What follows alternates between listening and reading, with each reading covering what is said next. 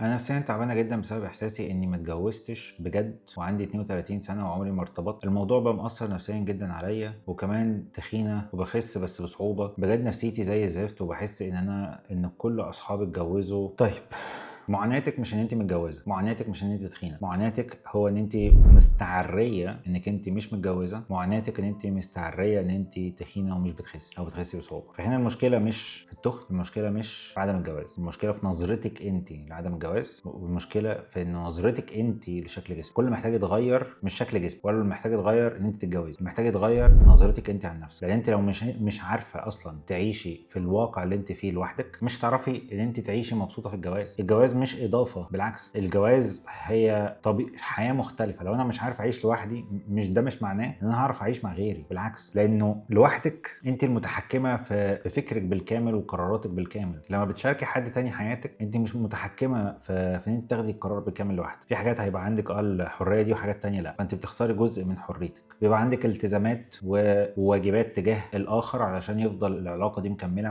تكملا ناجحه ومستقره. فهنا بيتحط عليكي اعباء ان انت تقومي بمهام ومجهود اكتر من المهام والمجهود ان انت تعمليه لوحدك. فبالتالي لو انت مش عارفه تعيشي مع نفسك، ده مش معناه ان انت هتعرفي تعيشي مع حد تاني، وان هو ده المهرب والمخرج للخروج من المشاكل اللي انت عايشه فيها. المشاكل اللي انت عايشه فيها دي كلها تتغير بمجرد ما انت تشوف ان انت ما فيكيش عيب كانسانه. انت عندك واقع، انت عايزه تتجوزي، بس ده مش معناه ان انت عندك نقص كونك ان انت مش متجوزه. انت عايزه تخسي، بس ده مش معناه ان انت عندك دهون زياده او وزن زياده، ان دي حاجه تعيبك كانسانه. دي حاجه ممكن تتعبك، ممكن تاذيكي صحيا، بس ده حريه شخصيه.